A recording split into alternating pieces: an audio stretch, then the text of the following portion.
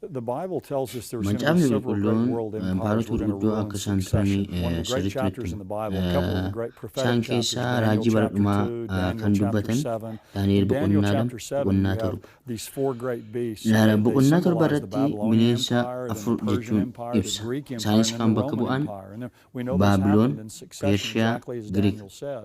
But that fourth and final empire that represented the Roman Empire is pictured on the stage where it's ruled over by 10 kings.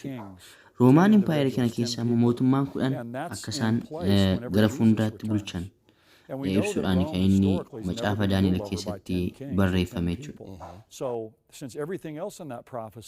Macaafni Daani'el erga barreeffamee booda gara fuulduraatti kan raawwatamu beekamaadha. Akkasumas Impaayerri Roomaa waggaa 2000 dura kaasee hanga ammaatti walitti makamuu mootummoota addunyaa raawwii taatee baradhumaati.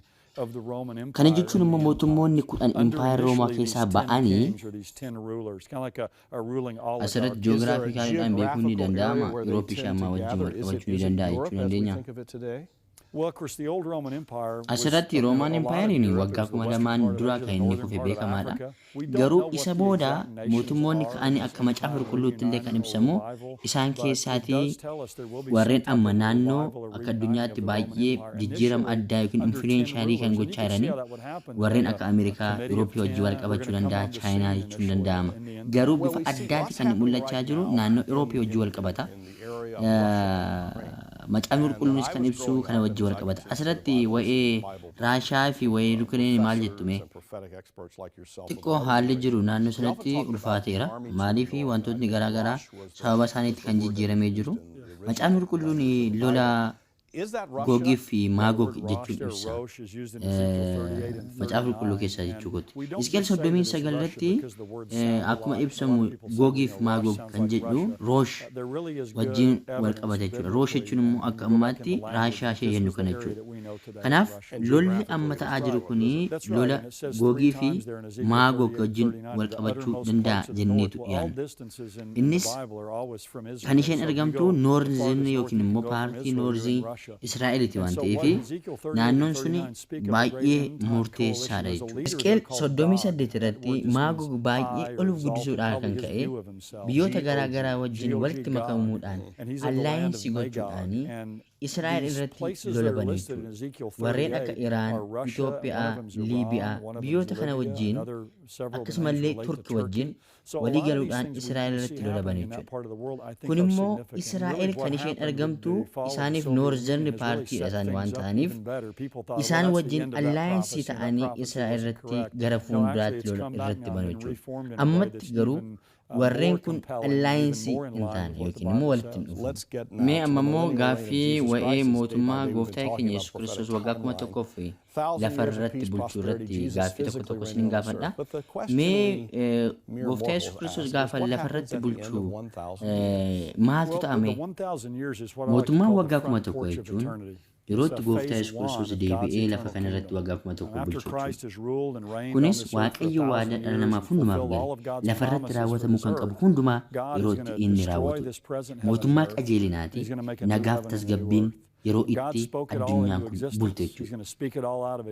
Sanaa booda Waaqayyo lafa kana erga balleessee samiif bantii kana erga balleessee booda bantii Waaqa haaraa fi lafa haaraa uume jechuudha. Sanaa booda Yerusaalem qulqulleettiin mandara qulqulluun sun gadi dhufti waa samii keessaa jechuudha.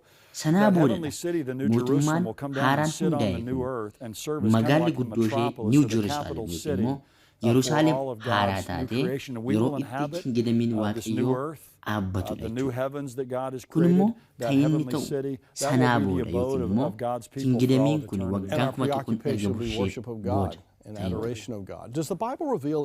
Taateen kan biraan ni jiraata yeroo itti bantii Waaqa haaraa fi lafee haaraa asirratti baay'ee kan nuti yaaduu qabnu yeroo itti Waaqayyo namaa fi Waaqayyo wajjin jiraatanidha.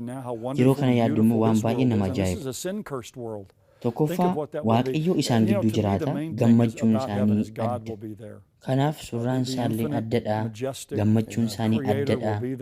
Maaliif Waaqayyotu isaan gidduu waan jiraatuuf jechuudha. Inni immoo surraaf aangoo qabeessa waan ta'eef gammachuun isaanii addaaf addadha jechuudha. Kana yeroo yaadnu immoo yeroo itti ulfinni Waaqayyoo hunduma isaanii golgee argamu jechuudha. Waaqayyo isaan gidduu jira, harki Waaqayyo isaan gidduu jira, afurri Waaqayyo isaan gidduu jira, Gooftaa Yesuus Kiristoos isaan wajjin jiraata. Gaafa kana yaadnu immoo sammuun keenyi, afurri keenyi, miirri keenya hundumtuu gammachuudhaan kan inni guutamu sababa kanaaf. Waa'ee mandara qulqulleettii Yerusaalem haaraa gaafa yaadnu balbala 12 kan isheen qabdu maqaa ijoollee Israa'eliiti kan inni moggaafame.